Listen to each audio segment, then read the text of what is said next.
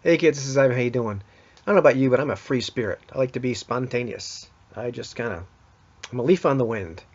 I like to see what happens. And if you don't believe me, just ask my girlfriend because I say that quite a bit. However, I found something true about myself, and that is I get a lot more done.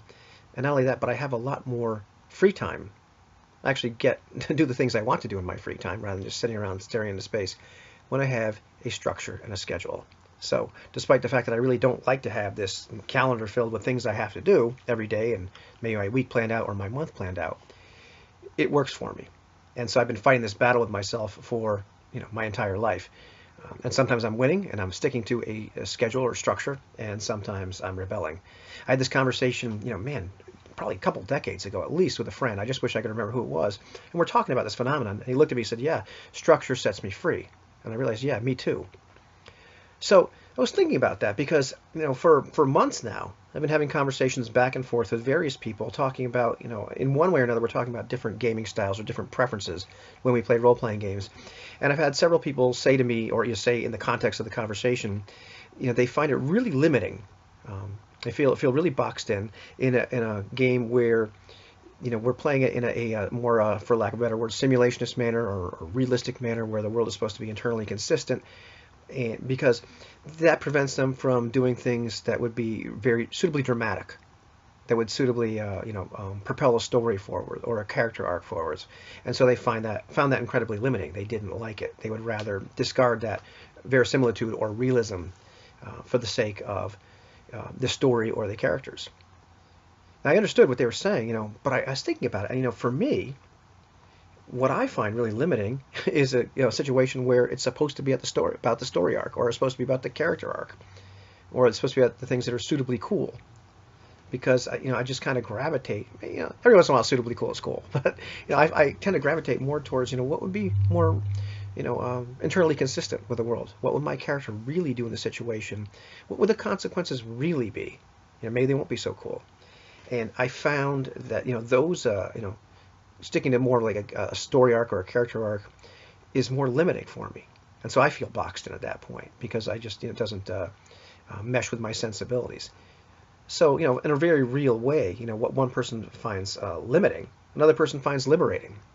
And as I thought about that more and more, I came back to this concept I was exposed to, I don't know, maybe several months ago now, but the video was actually made quite some time ago by Runesinger talking about the three intentions that he came up with. He was kind of postulating what the intentions might be of the players might be at the gaming table.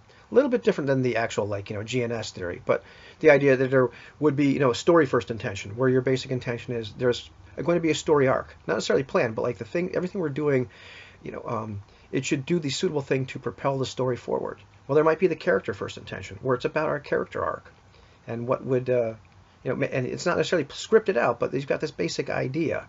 And it could be just zero to hero. It could be a little bit gamist when it comes right down to it.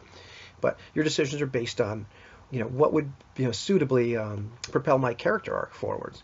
There could be setting first intention, which is a little bit more simulationist in my mind. But the idea that it's like what would propel, what would be realistic within the setting, what would be internally consistent with the world, what would our characters really do at this point, as opposed to what might be cool and special and neat. And then Mom's Basement podcast reminded him that there was this other intention, which was player first intention, number four, uh, which is the idea that we're just going to show up and have a good time. It's about the players. It's about us, having some fun.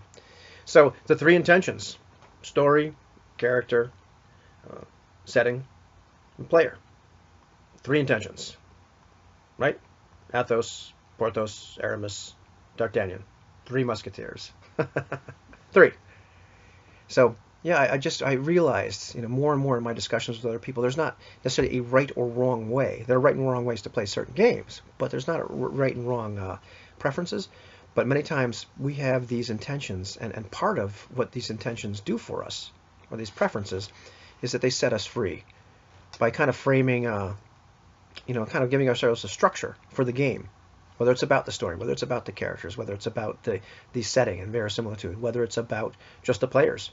Having that formal structure in place then sets us free to have, a good time and to be creative.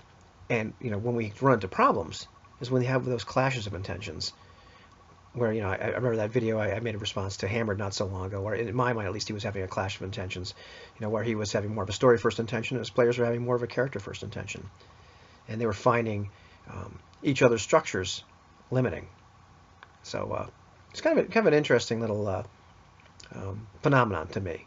As I realize when I'm talking to people, before I decide that they're crazy, I have to step back a little bit and realize, well, what are their intentions? And is the structure that I'm putting on my game to make it liberating, is that limiting to them? And vice versa. What do you think?